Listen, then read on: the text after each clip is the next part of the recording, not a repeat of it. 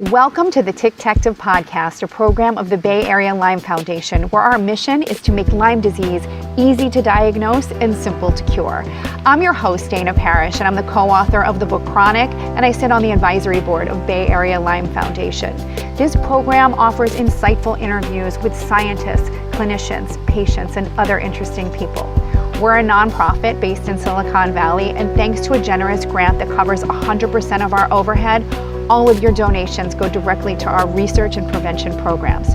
For more information about Lyme disease, please visit us at bayarealyme.org.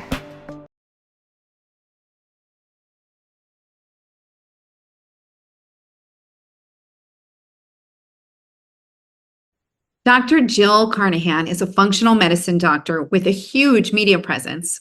She's board certified in family medicine and integrative holistic medicine, and she's the medical director of Flatiron Functional Medicine. She is one of the most brilliant medical detectives that I have ever spoken with. I've been following her and a huge fan for many years. I loved her book. I loved her new documentary. I think you're going to learn so much from the information that she shares today. So I hope you love this interview as much as I did. I know it's going to help someone you love. Please share it and let's get the word out. We got to get to the root cause. Dr. Jill, you're here. I'm so happy to see you. Yes, I am so excited to be here. I don't know where to start. I have like 25 billion questions for you. So if it's okay, I'm going to dive right in. Okay, so you grew up on a farm, and I was so fascinated by your background because you got so much insight from growing up on a farm about life, but you also seem to have gotten a lot of medical insight. And I wanted to hear about how growing up on a farm informed your health and the doctor that you have become. Yeah, so I grew up on a farm in central Illinois, corn and soybeans, one of 5 children. My mother was a RN, a nurse, actually LPN, but a nurse, and she retired as she had 5 children. And so we kind of had this very, it was kind of a Norman Rockwell-esque kind of childhood. I had a wonderful, supportive family, lots of hard work. We'd be out on the farm mowing and taking care of the garden, and I'd be babysitting. And so very much like work ethic was strong and strong educational, my parents always encouraged us to learn and to grow and to go to higher education. So that was all great. But we always knew that, say we had a cold or flu, it wasn't like we ran to the doctor. Mom would give us chicken soup and maybe some, herbs, so it was a very more holistic minded, like we knew from a young age the body had the power to heal. And if we gave it the right nutrition and inputs, that it had this powerful force of resilience. And again, even growing the food in the garden. So kind of grew up with a pretty holistic mindset. And that's why it was kind of funny. I didn't know I was going to be a doctor. I'm the first one in my family.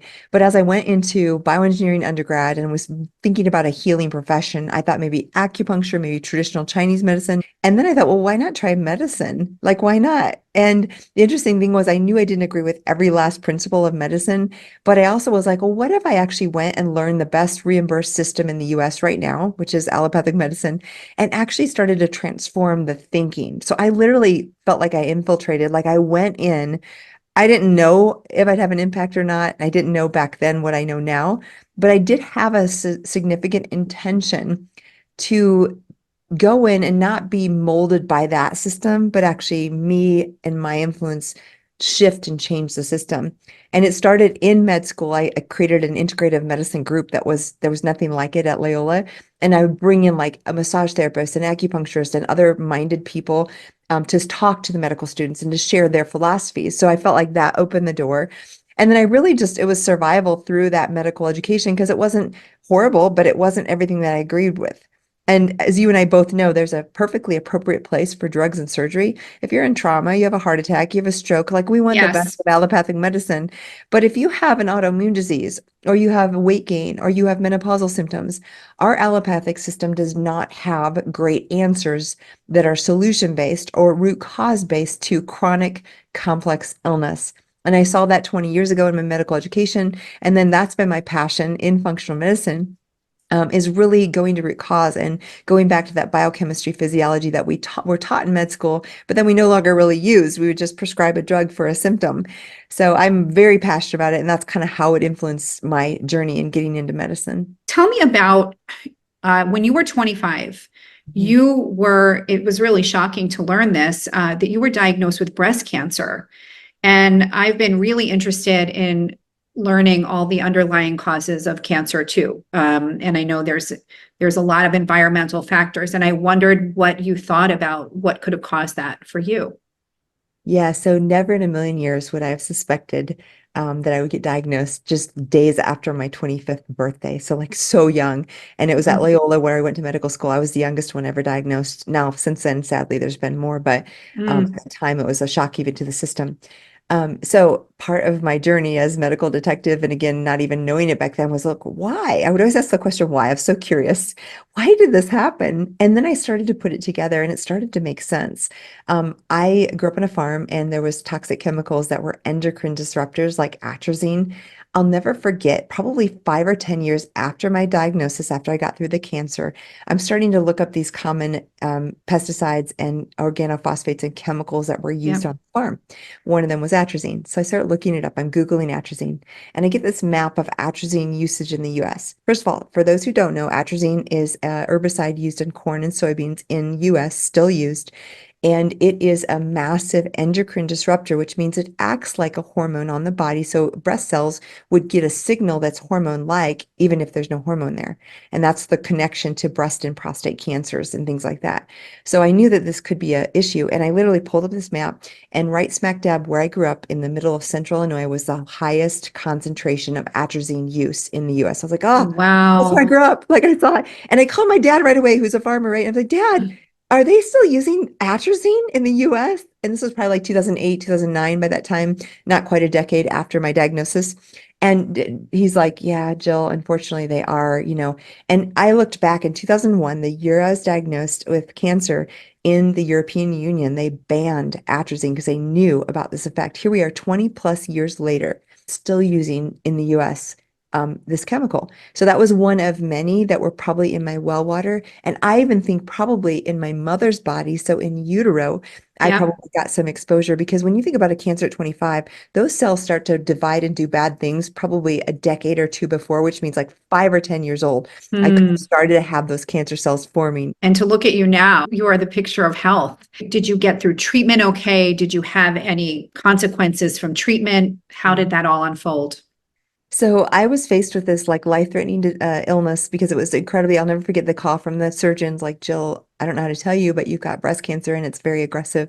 So I was like, Oh my whoa, what do I gosh. do? Right. And now I look back and I'm fine. But at that moment, you don't know if you have a few years or a few months to live. So I ended up getting all kinds of advice and then really touching in with my intuition and saying, what's the best route? And I did aggressive 3-drug chemotherapy, probably as aggressive as you could get. I did Yep. radiation, I did surgery. And I remember this is such an important point for my patients and your listeners. When I had that moment of decision, what am I going to do? What decision I'm going to make? First of all, I kind of created my own path. Everything about my treatment was unique. I said, can I do this drug instead of this drug? Can I do it in 2 days instead of one day? So I was trying to mitigate some of the toxic effects. And thank goodness I found a team that allowed me to kind of create my own plan in some ways. But I also knew that at that moment, looking at all the knowledge and then making a decision, I wanted to be confident enough that I would never, ever, ever go back and say, what if I wouldn't have done that? Because I think so often that regret that we have, whether Yes. it's a breakup of a relationship or whether it's a health treatment or whether it's getting a surgery. If we have regret, I've had patients in front of me so many times who are like, oh, I wish I wouldn't have had a hysterectomy or wish I would have had X, Y, or Z. And that regret, I think, is actually more toxic than the bad decision. Ah, And so I interesting. knew that, and I went into it knowing, okay, I might have side effects. One of the drugs could have caused heart failure. And I was told at 25, there's a good chance we're going to give you the maximum toxic dose before your heart will stop beating. A lot of heart effects, but I knew going into that I could have very long-term effects. Now you ask, what is the effect? Well, I still have an immune deficiency where I get immune globulins infused in my body every 3 weeks or so. And I think a huge part of that was the treatment. Now, again, there's no regrets because I'm here Yeah. living and I learned so much in the process. But that is part of the decision when you're faced with that is like, okay, am I going to be able to live with the side effects or the things that I'm going to have to deal with? But overall, it was a good treatment. It was very aggressive. And I certainly learned a lot in the process. It sounds like you did everything right. My mom actually was diagnosed about 5 years ago now with a HER2 positive breast cancer, which was shocking because she's postmenopausal. Wow. And what I was most surprised by, and I wonder if you encountered this, we're just kind of going off on a tangent here, but Sure. I found it so fascinating. She did have a wonderful oncologist. I don't want to say anything negative because she's fine. Thank God. She did go through a lot of treatment though, and she caught it early at stage 1 on a mammogram. It was 5 millimeters, but it was very aggressive. Yeah. And so she did a year of Herceptin. She did chemo for a couple of months, and she did radiation and a lumpectomy. So anyway, that was what she went through. But I was fascinated that the oncologist didn't care about her diet. And when I was asking about certain supplements and stuff, I'm not talking about anything like nobody here hasn't heard of, like vitamin C, elderberry, things that just help her immune system a little bit more, because it was rough treatment. I was told, no, it didn't matter. And I was also told, and this might be correct, so I don't want to say this is incorrect, not to give her some of those things because it could protect cancer cells. But I was shocked that nobody was talking to her about sugar or an inflammatory diet, like kind of tamping back on carbs and those kind of things.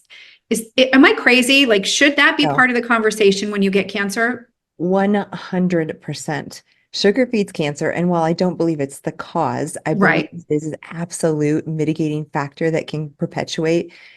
Cancers can't use alternative forms other than glucose. So if you're just giving it lots and lots of glucose, you are certainly not helping the problem. And if you read, I think, Nasha Winter's Metabolic Approach to Cancer, that's a great text for understanding some of these. There's a few others I've read, but yes, diet has everything to do with it. It's funny, our medical system, and of course I went through it.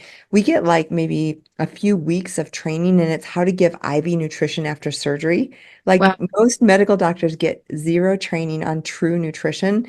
So what happens is we get on med school, and if someone has an ego, they think, well, I learned everything I need to know, right? Yeah. And not throwing anyone under the bus, but it's very common to be like, well, nutrition has nothing to do with this, because in their JAMA journal, there's no nutritional studies maybe. But if you really look at the data is out there, and it is very strong.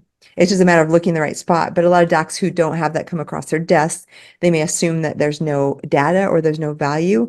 And that's just not true. Not at all.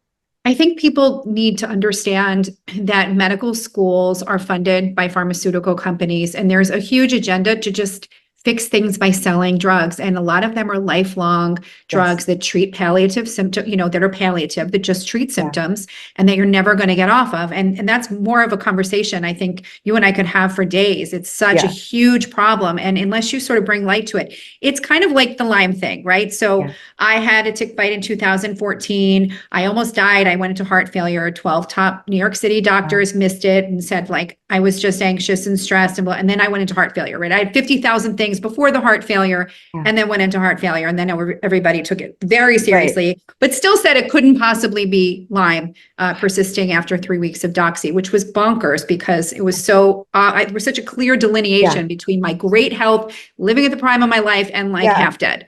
So I want to talk to you about Lyme because I know, the reason that I've been familiar with you for several years now is because I've heard from patients who have seen you and said that you've been really, really great at unraveling tick-borne diseases, vector-borne diseases for them, among many other things, mold and metals and stuff. Like, how did you get familiar with Lyme and tick-borne diseases, and how do you evaluate this? Yeah, so it's interesting because most of the complex chronic illnesses, autoimmune, inflammatory diseases, brain dysfunction, chronic fatigue, fibromyalgia, migraine headaches, and a number of others are at the root. I simplify it to, in functional medicine, most of the time I'm dealing with toxic load, which could be mold or metals or any of these things in our environment, PCBs, parabens, phthalates, PFAOs, whatever else. And then infectious burden, which Lyme is a huge, huge increasing exponentially as far as exposure. And many docs don't know that it can exist in all of our states in the US. All 50 states have been shown to have Lyme. Now, not always classic Borrelia. Sometimes it's tick-borne relapsing fever or other, but these infections are super common. They're only increasing in incidence. And unfortunately, for your experience, like you, many people are undiagnosed and untreated. So it's funny because years ago, before I had my own mold experience in about 2015, I was like, oh, I'm not treating mold, I'm not treating Lyme because those are so complex or whatever. And of course, that's what I do now, because at the root of so many of these things, and that's an example of toxic load. Mold is a big one, although there's Yeah. others, and infectious burden. Lyme is a big one, although there's others. So if you really believe, which I do, that toxic load, infectious burden interplay to create immune dysfunction, autoimmunity, and many, if not most, of the chronic complex issues that we have, well, then Yeah. you have to deal with that. So that's how it started. And then when I had my own exposure to mold and got really, really sick in 2015, like everything, breast cancer, Crohn's disease, then mold exposure, I had to figure it out. And now I know. And so I'm not really surprised at what comes my way. But back then I didn't. My soul's journey was experiential. So my journey as a physician and a healer is to experience something to a deep level of suffering and difficulty. But Yeah. I understand it to a level that I could never, ever, ever have hearing it from someone else or in a textbook. So these things I've actually experienced, and there's little tiny nuances and clues that when you actually in your own body experience it, you're like, oh, that's why. And Yes. I love putting puzzles together. So one of the things I do in my time off is just think about how do these things go together, and how even like I explain to doctors when I'm teaching them toxic load, infectious burden, everyone's like, of course, right? Like it's simple. It When I makes sense. It's yeah, the only thing that makes sense, but it's like bringing people to that conclusion it can be hard. yeah. You just have to kind of tell them sometimes, and like you see the light bulb and you're like, yes. Yes, yes. And so how does like toxic load infectious burden play in Lyme? I think that was your original question. I think it's so critical because what I see is I've said this many times, but if I were to test 10,000 people on the street, I Mm. would maybe find, I'm just guessing, but in my clinical experience, I'm guessing 30, maybe 50% of people might test positive for Oh yeah. Lyme, Oh yeah. right? A Mhm. ton of people have it, don't know it. That's And right. again, all kinds of states, it doesn't have to be just Connecticut and Rhode Island or Yes. Florida or California. I'm in Colorado and I diagnose it all the time. And we always used to consider Colorado as a state that typically doesn't have it. But what I see out here is tick-borne relapsing fever, which is a soft tick that's more common in Texas and Utah and Colorado, Wyoming. So out here we have different types of ticks, but they still Mm. carry disease. So back Yep. to how does that present and why do so many people have it? Well, many times you have, like I said, testing people there on the street and they might be fine. They might not even know it. Our immune system is created to suppress old infections. For example, chickenpox, we got at 5. We don't get shingles unless we're under stress, and it pops back up at 50, 60, 70. Yep. But same virus, it's in our system. So Yep. Lyme should be kept under control by a strong, robust immune system. But what happens is so often people are in a toxic relationship, toxic environment, toxic work situation, and that Yep. suppresses immune system. And that suppression of immune system then allows these old dormant infections to pop up. And Yep. then people are dealing with Lyme. So in my clinical experience, many times I find these infections and I'm like, oh, that's at the root. But there is kind of an order of operations. So mast cells can get activated, and that's a real popular thing, but also very common since the pandemic, more and more mast cell activation. I always have to deal with that first because otherwise patients can't take treatments or do much. Toxic load is next because if I get that mold burden out or that toxic load out, sometimes the patient doesn't need aggressive treatment for the infection because the immune system Mm. kicks back online. So there's a That's large great. percentage of people that I do treat for Lyme. And then some of them, if I do the order of operations and we get to that point where the toxic load is gone, all of a sudden their Lyme symptoms go away too. A lot of people don't really know all the hallmarks of Lyme and tick-borne diseases, and it's very confusing because there's so much overlap with all the other things like mold, long COVID, heavy metal poisoning. So what do you think about, the sort of person that walks in off the street? What's the list of symptoms that makes you highly suspicious for Lyme and other tick-borne diseases?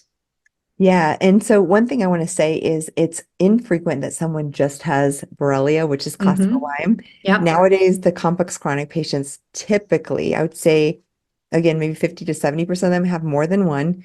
Yep. And many of them have the triad, which is Bartonella, Babesia, and there's different strains of those, and Borrelia. And they Yep. might have anaplasma, rickettsial disease, Epstein-Barr, or any number of others. So it's very common to have a multitude of infections. And my job is listen clinically, and I can tell you just in a minute a snapshot of each one of those.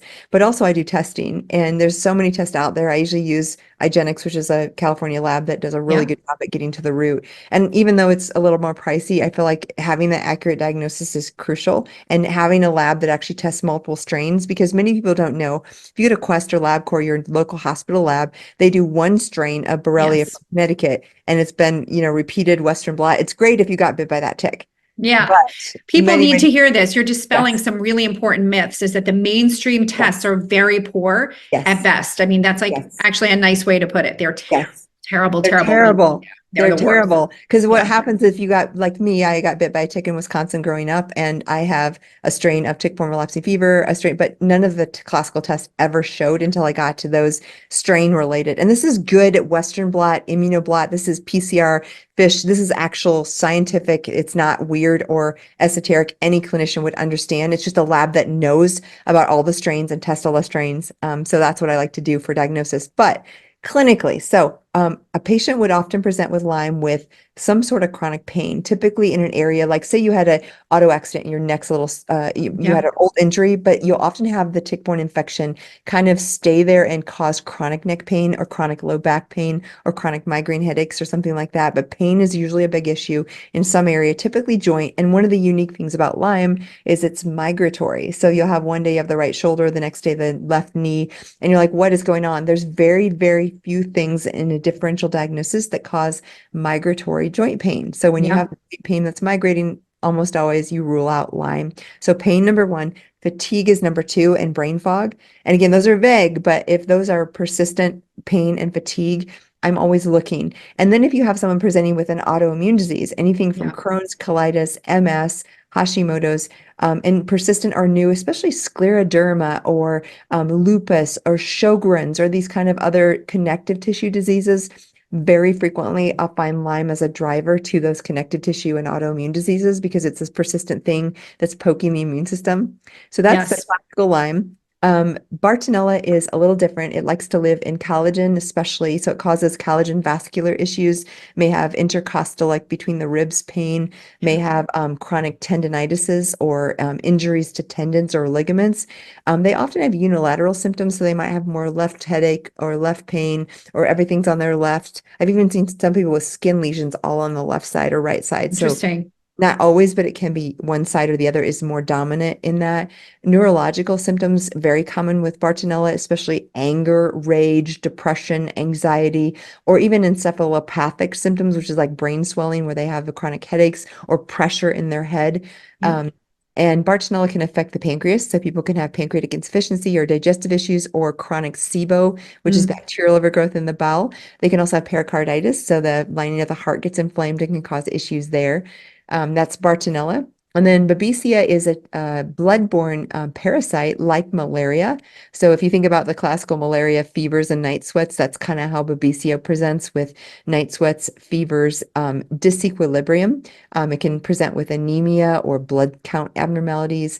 It can present with air hunger, which is kind of not a shortness of breath, but like you have to sigh or take Yeah. breaths for no reason at all. Yeah. It's horrible. It's a Mhm. horrible Yeah, symptom. yeah, it is. You'd think it wouldn't be that bad, but it's pretty darn awful. Scary. hmm Yeah. So those are just a few. So I'm often asking just clinically, if I'm really good at clinically asking them the story, Yeah. frequently I can have a pretty good idea of what I'm probably going to find on the testing just from listening to them. Do you care that much about the test? Because, you and I both know it can be a clinical diagnosis. It's fair to make a clinical diagnosis with some of these because even IGeneX, even though it's Yes, really, really yes, good, it's not yeah, perfect. right. Do you feel comfortable making a clinical diagnosis when all tests sort of leave you hanging? I do. Again, I've Yeah. been doing this 20 years, so whether it's Yeah. mold or Lyme, my staff has kind of a running joke because when you first start dealing with mold, one of the things you do as a clinician is say, "Oh my goodness, I think there's mold in your master bedroom or in your house."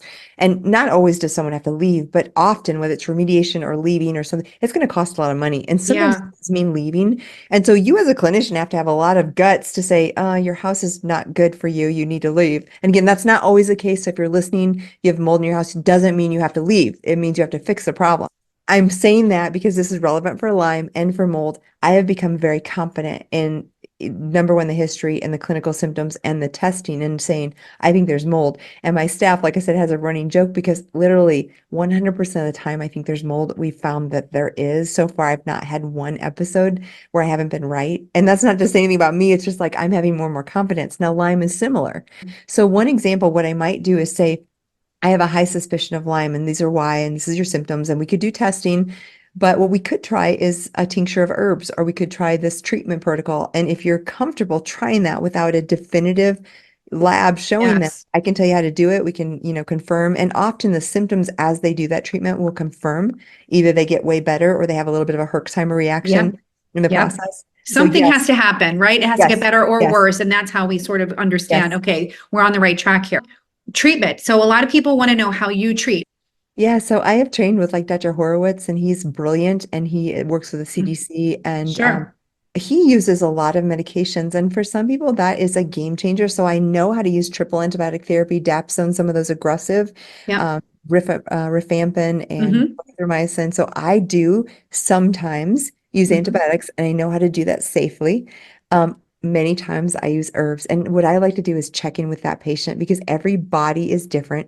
I'm one of those people who learned later in life. First of all, I was like, oh, let's do this. Let's treat this. Let's get the mold out, right? And my body responds much better to gentle treatments than to Yeah. aggressive treatments. And it took me a long time to learn that. And it's surprising because you would think the antibiotics are going to be stronger, better. Not always by any stretch of the imagination. So I'm always checking in with the patient and saying, what do you intuitively feel? Would you like to go this route? So I give them options. That's And if one great. option doesn't work, we'll go to the other. And frequently, I would say the standard would be pretty aggressive if we can get that under control in 6 months or 12 months, and then Hmm. wean them off that into herbs for long-term stability. Yeah. That's kind of my ideal. But everything in between is fair game as long as it works with their body. And I am not afraid. I will not be someone who's like, oh, just go with this for another 8 weeks. If you're suffering, Yeah. I want to see improvements. So if I'm not seeing improvements, I'm going to switch the protocol. What are your favorite herbs? Yeah. So I use Byron White, Beyond Balance. I use Nutrimetics. I use the Buhner herbs. I use all of them. Great. And I kind of, again, pick and choose based on the patient. If someone's sensitive to alcohol, we might use the Beyond Balance herbs. But my favorite go-tos are Cemento, is so good. Cat's Claw is another name for it. Hmm. And you can use many forms of cat's claw. Hmm. Japanese knotweed, both really good for Lyme. I often will add stevia or some form that treats tick-borne relapsing fever. For Hmm. Bartonella, Hatunia is one of my Yeah. That favorites. was one of my Love it. heroes. Yeah. One Yeah, of and my, it's so gentle compared to some of the other BART treatments can cause pretty bad herxes. that's Uh, true.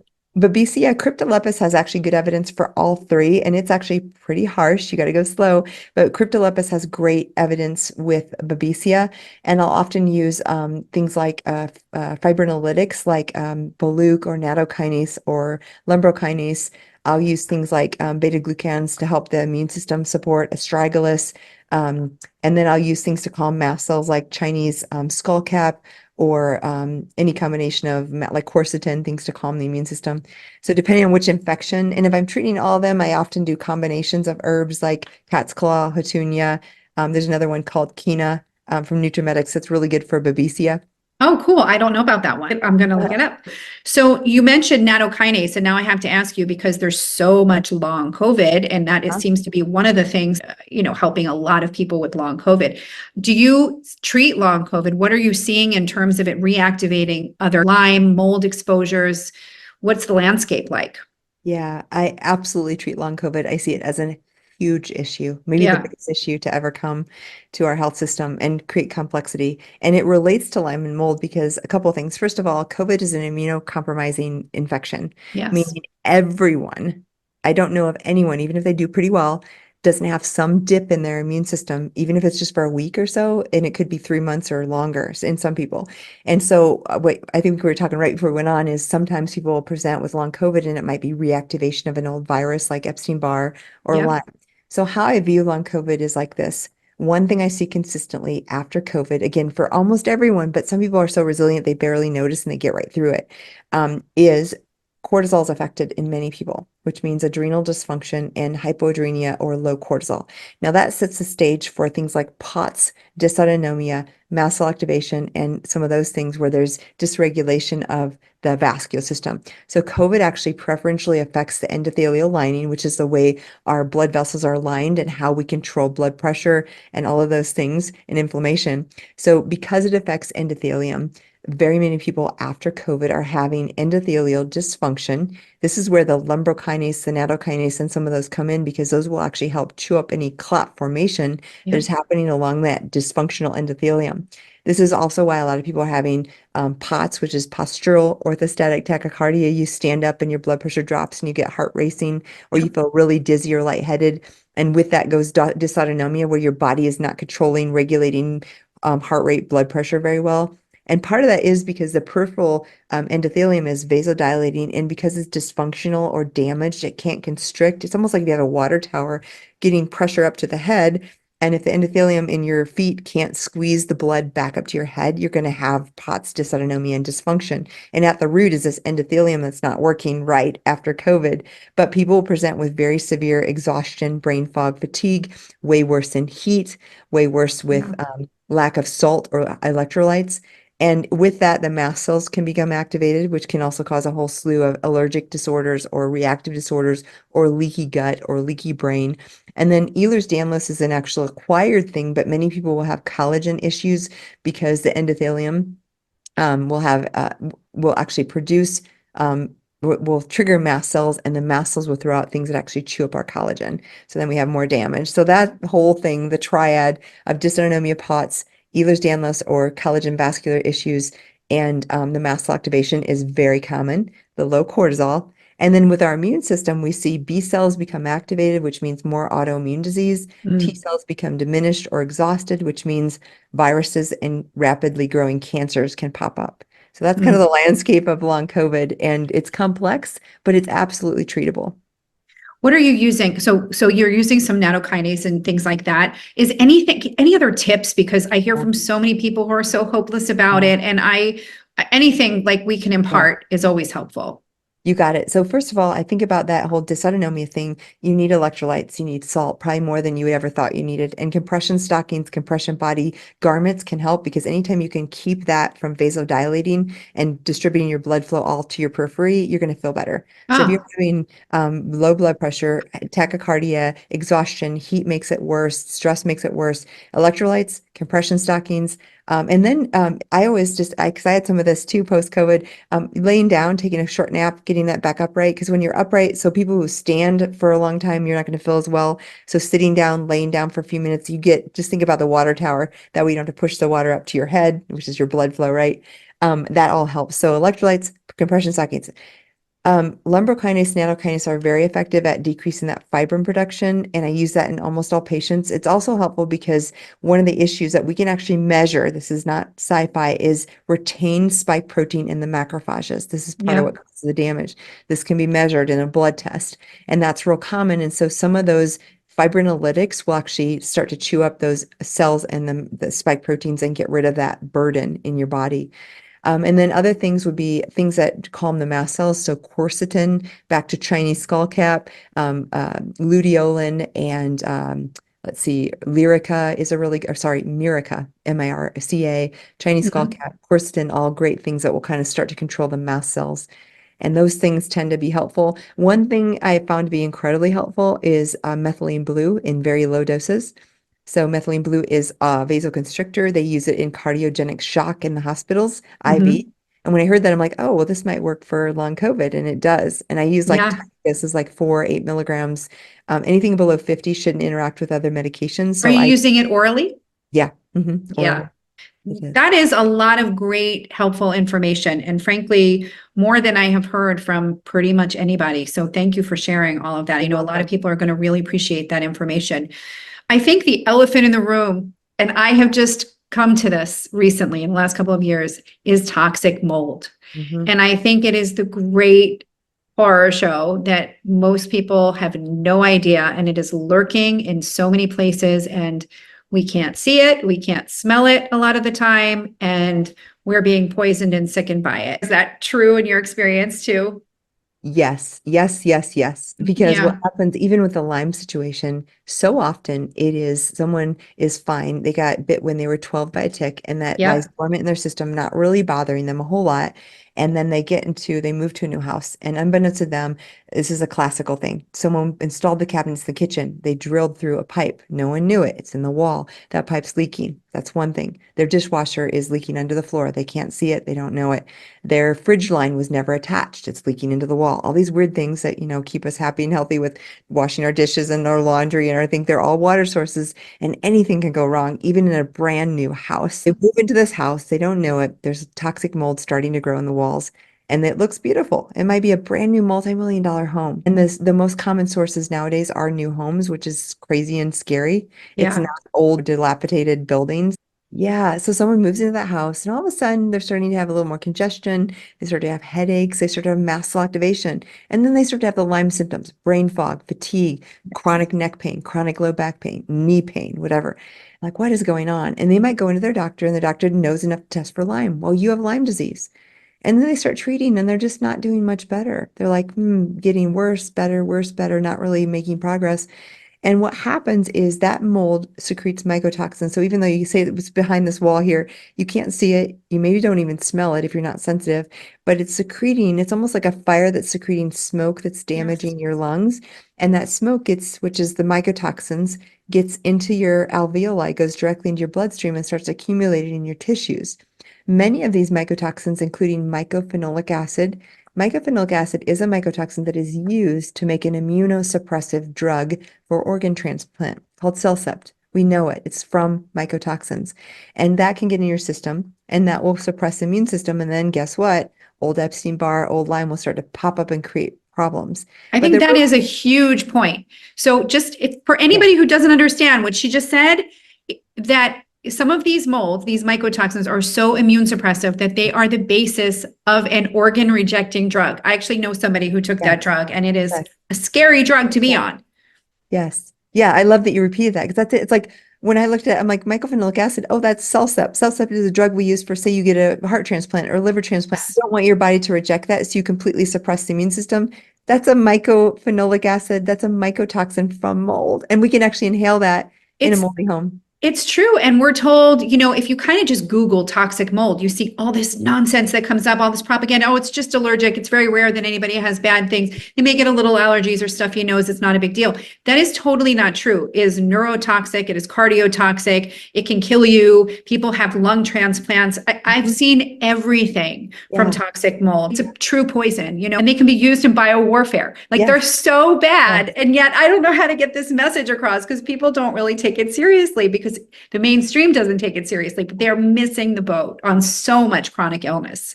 You are so right because I really feel like even with Lyme, many of these people, if you get that toxic load down in the immune system back on Lyme, there's a percentage that don't need treatment. Not everybody, but there's a Uh-huh. percentage that actually don't need an aggressive Lyme treatment once their immune system gets back online and they suppress that. So this is a really big deal.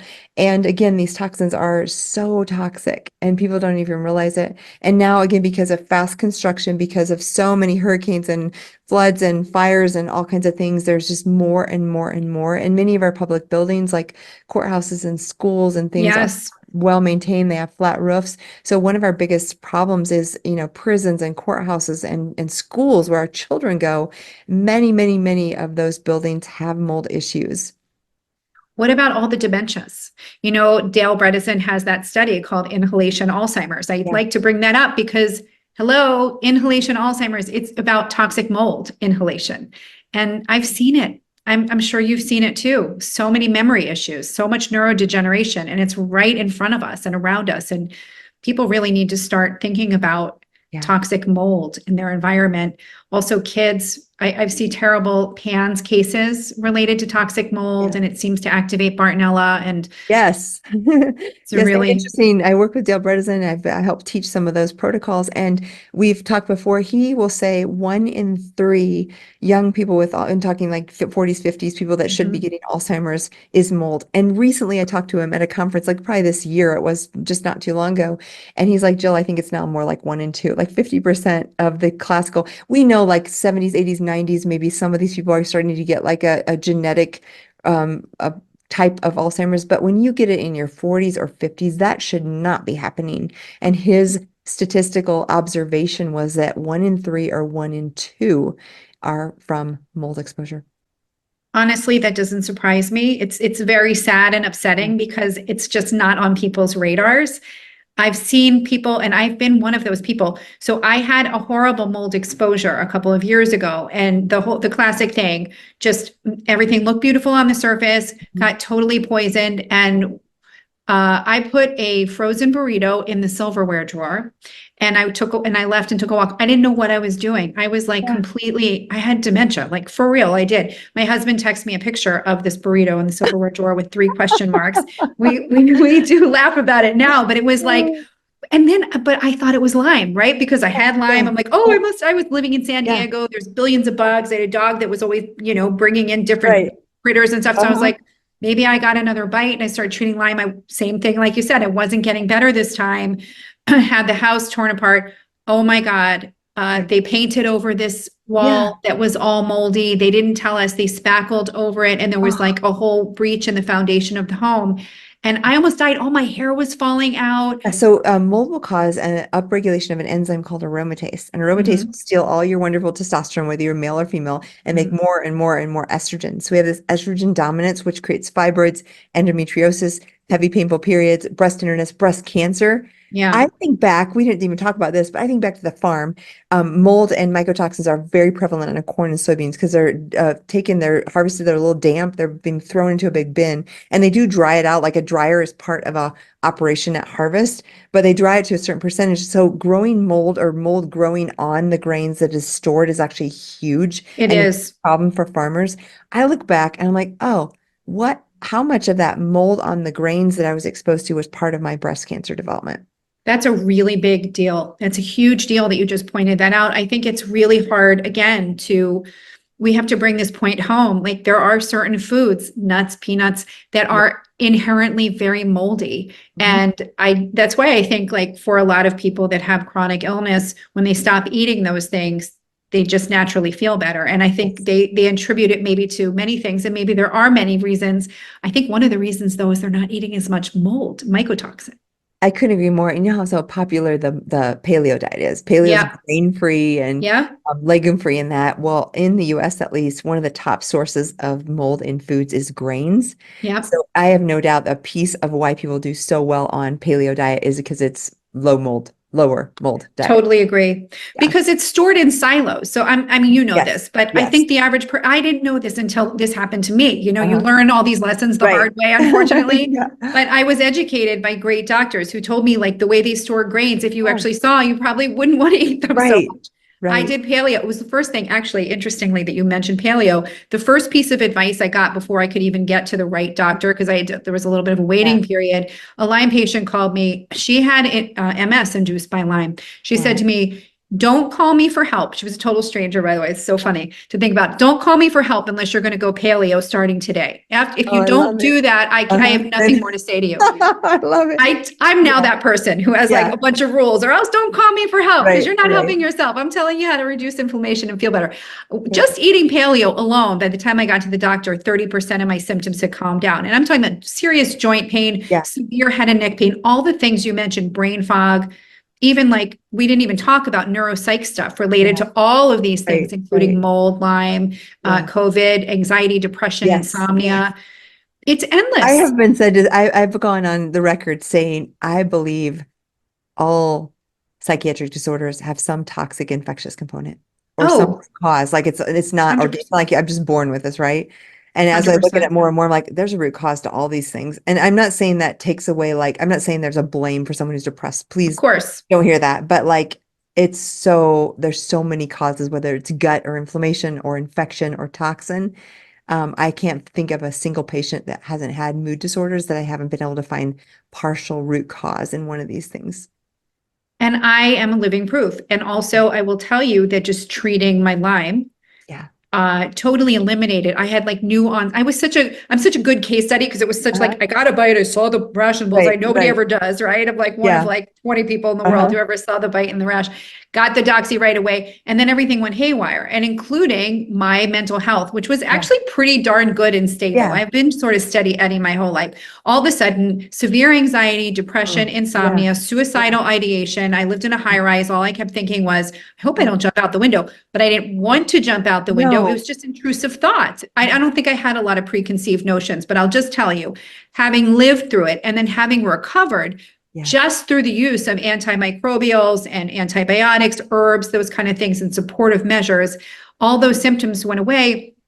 It would have been very, very easy to relegate me to the psych bucket, like so many other people, especially women, I hate to say, Yes.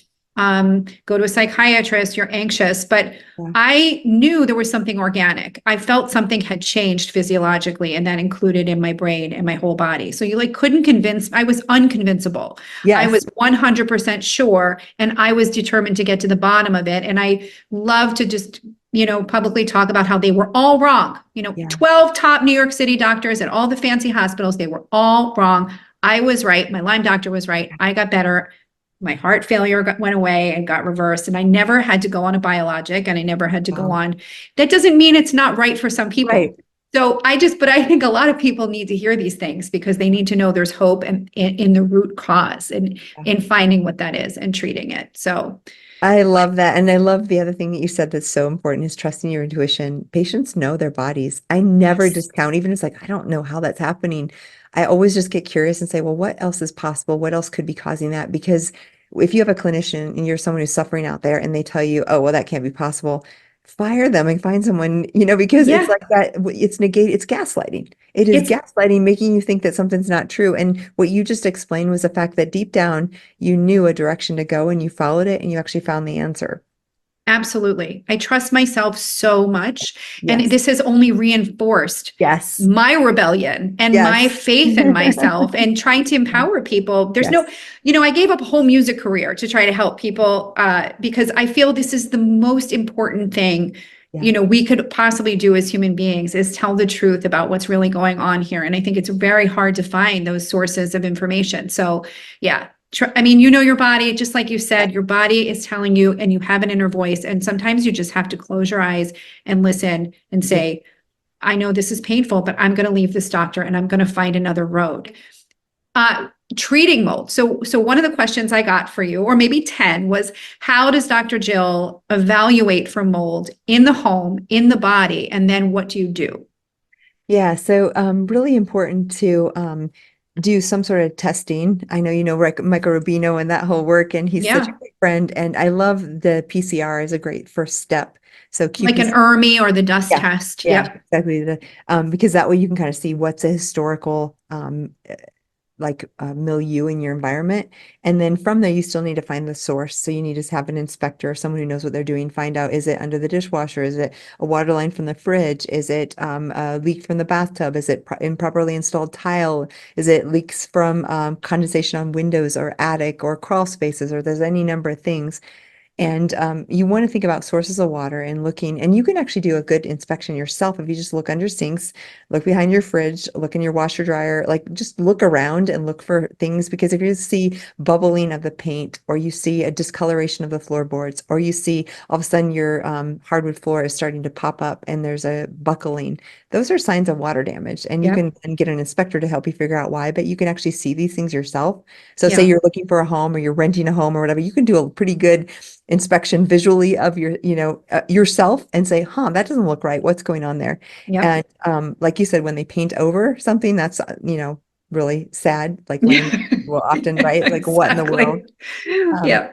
And then for you yourself, I do visual contrast test in the office. I do a great history, and those two things are free. So I start with that.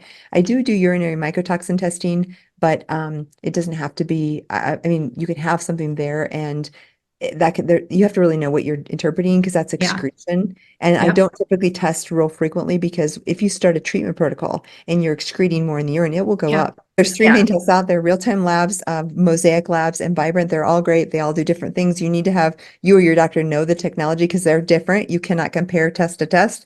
They're all different technology. One real-time labs uses ELISA, which is the least sensitive, but if you actually get a result, it's likely a real exposure. Mosaic is fantastic. I do find sometimes I don't see the trichosethines, and they don't test Catomo globosum, which is a big nasty toxin, but it's a great test, and I like it with the oat. And then Vibrant does mass spectroscopy, and probably the most sensitive, so you're going to get more positives. I love them, but I also, again, you have to be with a grain of salt, because they're going to get more positives. So if you were eating a buttload of peanuts before, you might see a aflatoxin in there that's actually from diet versus environment, and they're all great. So pick your choice. For pre-testing, you want to give glutathione or infrared sauna before real-time labs. Mosaic does not recommend, because it can change the metabolites, and Vibrant does. So again, you got to know your testing and know which one to use and which one to give glutathione to enhance the excretion or not. Okay, so your mold test comes back and you've been exposed to a high level of stachy, Cotoneum.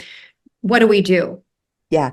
So first thing is you have to get out of exposure or fix the problem. And not everybody Yeah, can move. Somebody have landlord. There's all different situations. If you yeah, can't move, dilute the best you can, get air filtration, open your windows, but you can start detox. I am not one to believe you have to wait till you're out of the exposure to start. It's like you're bailing out a boat that's leaking. You're making some yeah, progress, right? yeah, So I get that. yeah. So I have no problem starting a treatment protocol when someone's still in mold, but you cannot completely get well if you don't deal with the problem. So no amount of IVs, supplements, any of these things matter if you still have a massive exposure. So you need to find an expert, figure it out. And it's either cutting out that mold, moving, relocating, whatever you do.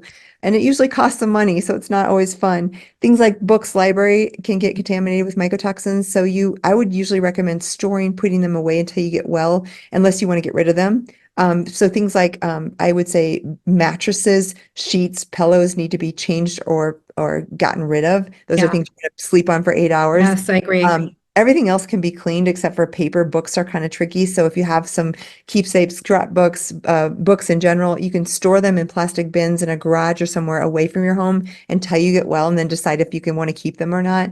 I had a Sure. whole library of medical school textbooks. I stored them and then I opened the thing afterwards and I'm like, oh, I got a headache. I got rid of them because they were Yeah. totally toxic.